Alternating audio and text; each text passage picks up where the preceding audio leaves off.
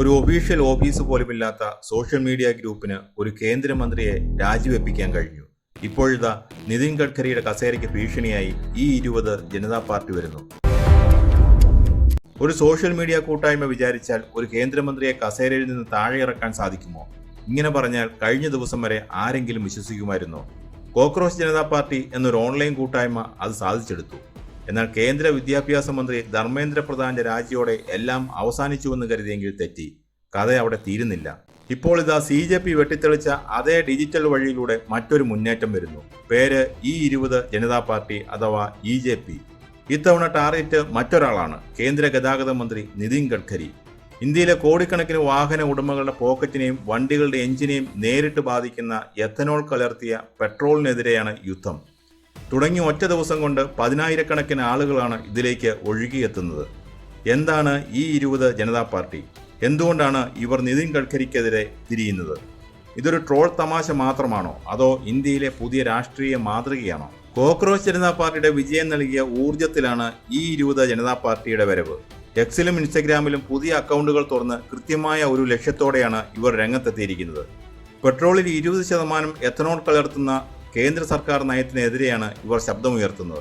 Ethanol കലർത്താത്ത 100% ശുദ്ധമായ petrol ഉപയോഗിക്കാൻ ഓരോ പൗരനും അവകാശമുണ്ട്. ഇതാണ് ഇവരുടെ പ്രധാന മുദ്രാവാക്യം.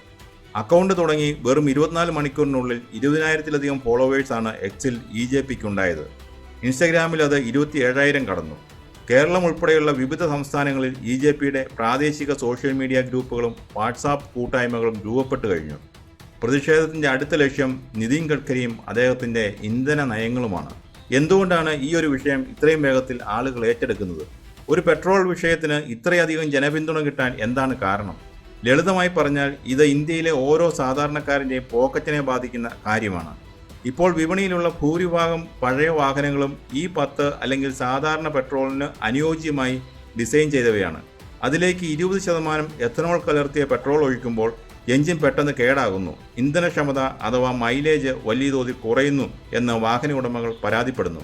മൈലേജ് കുറയുമ്പോൾ സാമ്പത്തിക നഷ്ടമുണ്ടാകുന്നത് സാധാരണക്കാരനാണ്. ഇവിടെ ഉപഭോക്താവിന് തിരഞ്ഞെടുക്കാനുള്ള ഓപ്ഷൻ ഇല്ല. നിങ്ങൾക്ക് വേണമെങ്കിൽ എഥനോൾ കലർന്ന പെട്രോൾ അടിക്കാം, വേണമെങ്കിൽ എഥനോൾ ഇല്ലാത്ത പെട്രോൾ അടിക്കാം എന്നൊരു തെരഞ്ഞെടുപ്പ് വിപണിയിലില്ല. നിർബന്ധപൂർവം E20 പെട്രോൾ മാത്രം ജനങ്ങളുടെ മേൽ അടിച്ചേൽപ്പിക്കുന്നു എന്നതാണ് പ്രധാന വിമർശനം. കേന്ദ്ര ഗതാഗത മന്ത്രി നിതിൻ ഗഡ്കരി ഇന്ത്യയിലെ എഥനോൾ നയത്തിന്റെ ഏറ്റവും വലിയ വക്താവാണ്.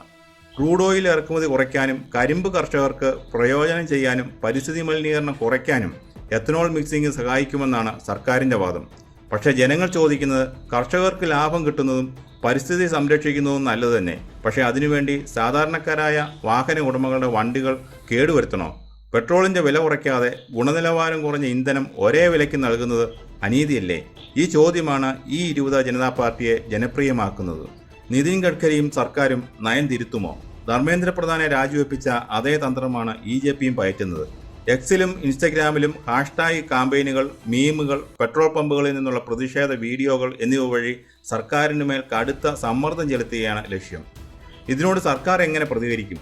ഒരുപക്ഷെ ജനങ്ങൾക്ക് 100% ശുദ്ധമായ പെട്രോൾ ലഭിക്കുന്ന പ്രത്യേക പമ്പുകളോ ഇന്ധന ഓപ്ഷനുകളോ നൽകാൻ കേന്ദ്ര സർക്കാർ നിർബന്ധിതരായേക്കാം.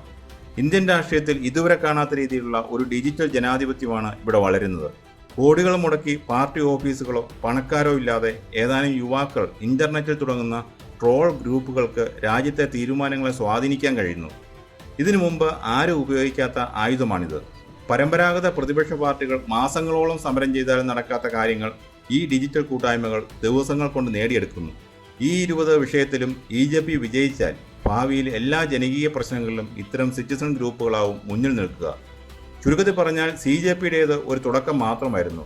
അതൊരു വിദ്യാഭ്യാസ വിഷയമായിരുന്നെങ്കിൽ EJP കൊണ്ടുവരുന്നത് ലക്ഷക്കണക്കിന് വാഹന ഉടമകളെയും സാധാരണക്കാരെയും ബാധിക്കുന്ന ദിവസേനയുള്ള പ്രായോഗിക വിഷയമാണ്.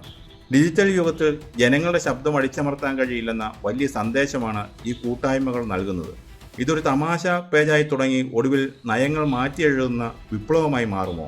നിതിൻ ഗഡ്കരി E20 നയത്തിൽ അയവ് വരുത്തുമോ?